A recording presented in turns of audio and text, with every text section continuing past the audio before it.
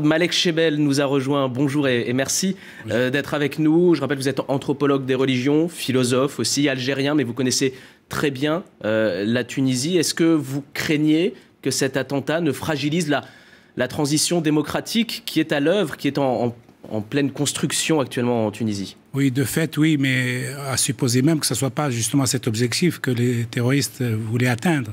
Parce que pour le coup, la jeune démocratie tunisienne aurait pu être le bel exemple, l'exemple lumineux, si vous voulez, dans toute la région, que peut-être un certain nombre de gens ne veulent pas venir. C'est-à-dire pour vous, c'est ça ce qui a été ciblé aujourd'hui? C'est une des possibilités. Évidemment, étant donné que nous manquons d'informations précises sur les... Il n'y a pas eu de déclaration, je dis entre-temps. On ne connaît pas exactement la composition du commando. Dans tous les cas de figure, on veut atteindre, si vous voulez, le cœur de la Tunisie des Lumières. On veut atteindre son identité, sa mémoire, son patrimoine, et du même coup, évidemment, les touristes et donc l'Occident, quoi. C'est la seule démocratie dans la région, c'est un symbole aussi. C'est plus qu'un symbole, c'est un espoir pour toute la région, y compris pour nous, y compris pour l'Occident. Parce qu'évidemment, si l'expérience tunisienne échouait, ce serait la catastrophe, ce serait une avalanche de catastrophes, au fond. Et en plus, déjà, d'entrée de jeu, on peut dire que si la gangrène terroriste a pu marquer des coups, là, cette fois-ci, elle marquerait un grand coup, au fond, dans ce combat, si vous voulez, entre l'obscurantisme et les Lumières. Pour le coup, pour l'instant, malheureusement, on est un peu désarmé, quoi, face à ça. Comment se structure l'islam en Tunisie? Quelle est la place, s'il y en a une, des islamistes au sein de la population? Les islamistes étaient au pouvoir depuis quelques temps, là. Ils viennent d'être sortis du pouvoir, pas à la régulière, à travers les urnes.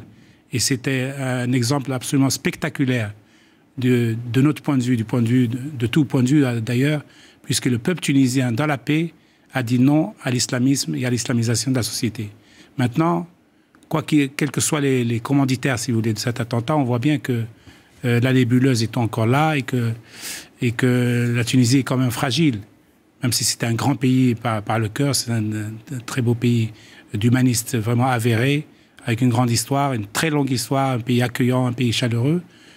Moi, j'ai beaucoup de compassion pour ce pays, pour ce peuple. Il faut vraiment le soutenir par tous les moyens qui sont à notre disposition, quoi. Les autorités avaient en tête cette menace terroriste. D'ailleurs, ils luttaient contre. Il y avait des opérations récemment. Et puis, aujourd'hui, le ministre des Affaires étrangères tunisien est à Paris. Il est en France pour demander plus de moyens pour lutter contre les menaces, justement. Oui. Moi, je suis d'accord. Je soutiens évidemment ces initiatives. Je trouve ça tout à fait louable de la part d'un petit pays de vouloir se débarrasser de la gangrène terroriste. Encore faut-il que, régionalement, on prenne la mesure du danger. Et j'ai l'impression que les pays vont diviser, séparer face à l'islamisme violent. Donc la Tunisie, elle, est la tête, elle a le leadership dans les révolutions arabes et elle a le leadership dans le retour à la paix civile, au retour à la politique, au fond, la bonne politique, la politique saine. Il faut que les uns et les autres prennent conscience véritablement du danger qui nous guette collectivement. Il faut qu'elle soit soutenue, la Tunisie, il ne faut pas la laisser seule. Mais vous faites référence à quoi? Vous faites référence à l'Occident qui ne soutient pas suffisamment la Tunisie ou peut-être aux voisins de la Tunisie? Les voisins, essentiellement les voisins. Et moi, ce qui m'effraie le plus, ce qui m'interloque le plus, c'est cette facilité qu'ont les djihadistes à circuler d'un pays à l'autre. C'est incroyable.